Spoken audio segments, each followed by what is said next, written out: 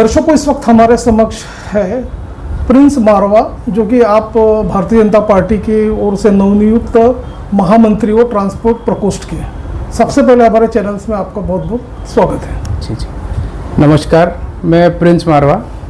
Sir, हम आपसे ये जानना चाहेंगे कि हाल ही में जो भारतीय जनता पार्टी की तरफ से जो कार्यकारिणी घोषित की गई है, उसमें महामंत्री का पद से आपको विभूषित किया गया।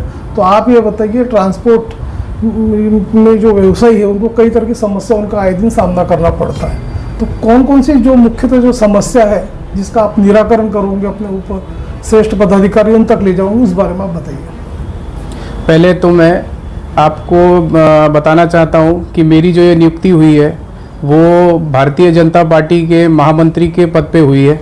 उसके लिए मैं हमारे देश के नेता, वरिष्ठ नेता श्री गडकरी जी, उनका आभार प्रकट करता हूं। उसके बाद मैं हमारे महाराष्ट्र के नेता देवेंद्र जी फडणवीस, उनका आभार प्रकट करता हूं।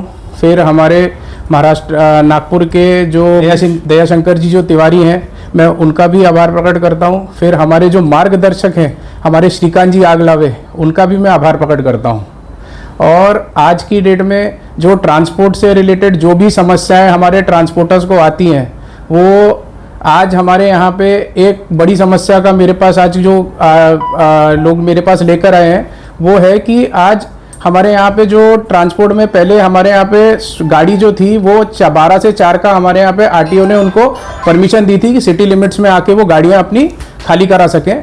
बट अभी वो टाइम लिमिट उन्होंने ख़त्म कर दी है। अब उन्होंने वो टाइम दिया है सुबह 6 बजे तक का, रात को 10 से सुबह 6 बजे तक का।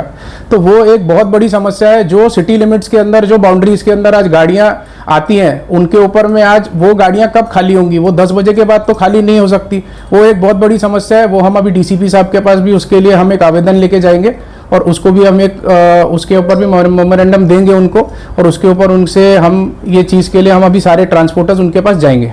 सर, ये भी देखा गया है कि शहर का चौतरफा विकास हो रहा है, तो इतने में देखा गया है कि जो ट्रांसपोर्टर्स जो व्यवसायी है, उनकी काफ़ी दिनों से एक प्रलंबित मांग थी जो कि ट्रांसपोर्ट प्लाजा बनना चाहिए जी। तो आप ये बताइए, ट्रांसपोर्ट प्लाजा के लिए आपका क्या आगे के क्या पुढाकार क्या रहेगा आपका, उस बारे में बताइए आप। सर, ट्रांसपोर्ट प्लाजा सरकार में पहले से ये बहुत ज़्यादा मांग उठी हुई थी इसके बारे में, और ये ट्रांसपोर्ट प्लाजा हमारे यहाँ पे अलग अलग इसमें बना था। जैसे कामठी रोड के ऊपर भी ट्रांसपोर्ट प्लाजा बना हुआ है, और जैसे आपका वर्धमान नगर में भी हमारे पास ट्रांसपोर्ट प्लाजा है, और भी अलग अलग जैसे सिटी के जो लिमिट्स है वहाँ पे ट्रांसपोर्ट प्लाजा हमारे को अलग अलग जोन में चाहिए रहेगा।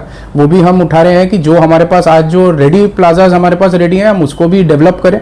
प्लस उसके अलावा भी जो प्लाजाज हमको चाहिए, तो वो भी हम उसके ऊपर में भी आगे हम सरकार से मांग करेंगे कि वो भी हमारे को आप जल्द से जल्द कोई ना कोई जगह प्रोवाइड करें जहाँ पे हम ट्रांसपोर्टर्स की चीज़ें हल कर सकें।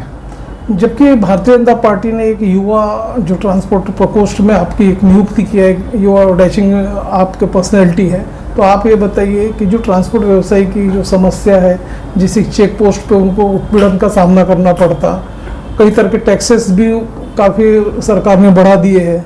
अब जबकि केंद्र और राज्य सरकार में अपना केंद्र की सरकार है, मोदी साहब की सरकार है, तो ये सारी जो समस्या है, और ट्रांसपोर्ट मिनिस्टर जो है, विवेक मंत्री है अपना नितिन गडकरी साहब, तो उनके तरफ भी आप लोगों का डेलीगेशन जाके समस्या उनका निराकरण करेगा क्या, ये बताइए।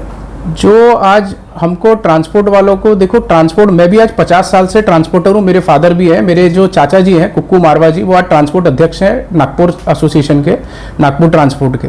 तो ये समस्या आज से नहीं है, ये कई सालों से चली आ रही है। स्टेट टू स्टेट भी वेरी करता है। हम महाराष्ट्र में रहते हैं, महाराष्ट्र के अंदर ये सब चीज़ों में बहुत ज़्यादा तकलीफ देते हैं। हमारे को आरटीओ से भी बहुत ज़्यादा परेशानी होती है। प्लस हमारे यहाँ गाड़ियों का जो आज हम गाड़ी, एक छोटा गाड़ी मालक है, वो आज जो ये ट्रांसपोर्ट के अंदर में आज जो माल भरता है, आज उसका उतना भाड़ा नहीं होता जितने का वो चालान करते हैं हमारी गाड़ियों को। आज वो बेचारा गरीब, उसके ऊपर पहले से ही ऊपर से आपके इनका टैक्स की मार होती है। उसके बाद उसको आपको जो आज वो गाड़ी का जो बैंक से वो लोन लेता है, वो लोन चुकाने तक के उसके पास पैसे नहीं होते, उसका घर भी गिरवी होता है।